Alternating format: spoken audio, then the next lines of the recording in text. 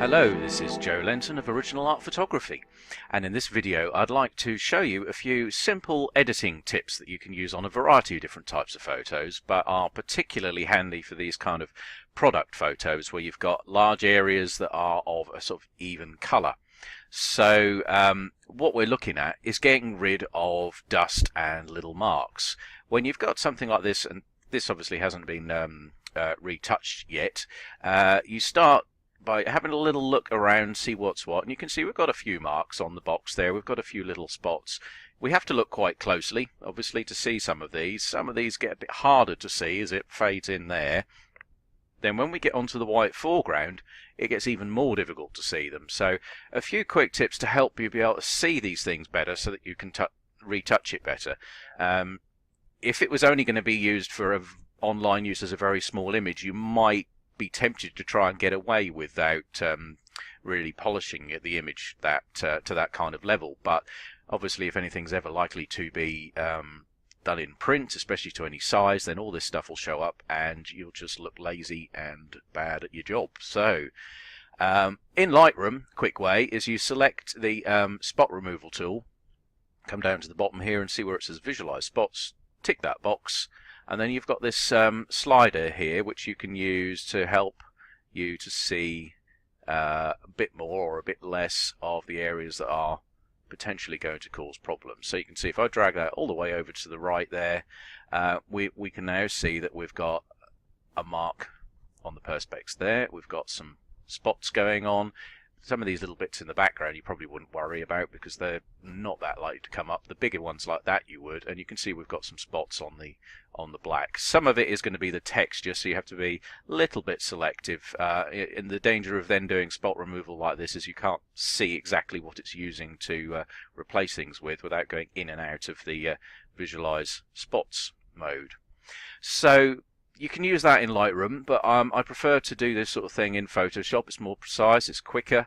If we come over into Photoshop, if I just zoom in a bit, and you can see there a few of these marks, but you have to look quite closely once it starts getting into these, so the contrast not being quite so great. So to make these things a bit easier, add in your blank layer that you're going to do your spot retouching on with your healing brush or clone stamp or whatever, and then over the top of that grab a curves adjustment layer, and for the stuff that's on the black box here, couple of options. One is you can just drag it up so it's overly bright, and now some of these things start to stand out a little bit more. They're a bit easier to see.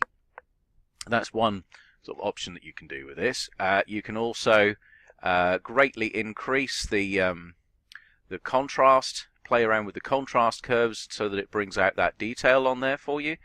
That's something which can be very, very helpful for finding the spots, visualizing them. Obviously certain things are not going to work so well. You just have to play around to find the sort of combination that do. So here we can see a little bit more easily some of the mess that's going on, and don't forget, of course, you just switch that layer off or delete it, so it's not a problem if anything looks a bit dodgy there. You can just switch that layer off and it's not going to be staying there. You can also add in there we go, a bit of a ziggy-zaggy curve for some of these surfaces like this. It can show up quite nicely, some of the spots, like on this lid here. You can see how that's showing up well, and you can see the rough sort of shape there that I've done of the curve here. You've got two big peaks.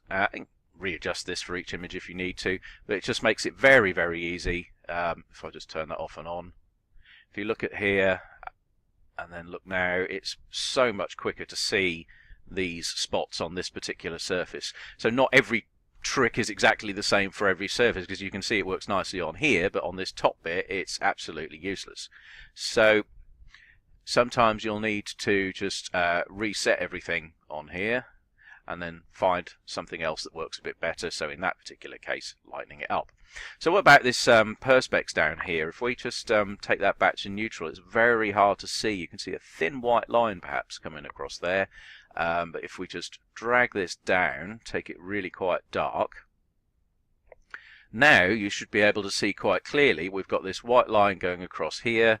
We've got this dust spot, which presumably from the sensor here. We've got a little bit of dust on the surface, a couple of little scratches around. We can move around and we can easily see a lot of these things that are going on. And if these shadows are just a bit too dark, once you've dealt with these areas here, just bring that up a little bit, and you can now see a little bit more clearly what's going on in these shadows. And you know, sometimes I'll just pull it right down like that just to make it nice and easy to see, and then you go on to your layer that you're actually working on. And if you're going to use the healing or the clone stamp here, just make sure that you've got current and below selected, because you don't want it including that curves adjustment in the retouching. You just want it to be retouching the spots and ignoring that layer above it. So if you go for current and below, then that tends to work better. So you can then start to retouch this stuff, okay, and then you know as well that once you switch that curves layer off, your retouching is going to stay there and it's going to look fine. What happens if you don't use current and below but you use the all layers instead? You can see you start to get a bit of a mess starting to happen in there like that, because it's trying to sample from the curves layer, and it's not going to be doing as neat a job for the retouching as it should do. So keep yourself on current and below and retouch accordingly. Okay, so take the curve right down when you're dealing with white surfaces like that, or very bright surfaces. You're dealing with the darker ones, obviously just pull the curve up higher like so, and there you can more readily switch back to the editing layer, and you can quite quickly deal with these because you can see them nice and easily. And then once you've finished with that, you can just get rid of your curves layer and carry on with other aspects of your retouching. So it's just a very simple couple of ways of making it quicker and easier to get rid of any marks, not putting so much strain on your eyes. And you also notice I tend to take things really quite big. That's not because you necessarily need to edit everything at 500% or whatever, but if you make it nice and big, you don't have to squint and get close to the screen to try and see what's going on. You can see everything nice and clearly. It's all easy to work with like that. And then you can just then zoom back out again once you've finished. So that is a method that I use an awful lot.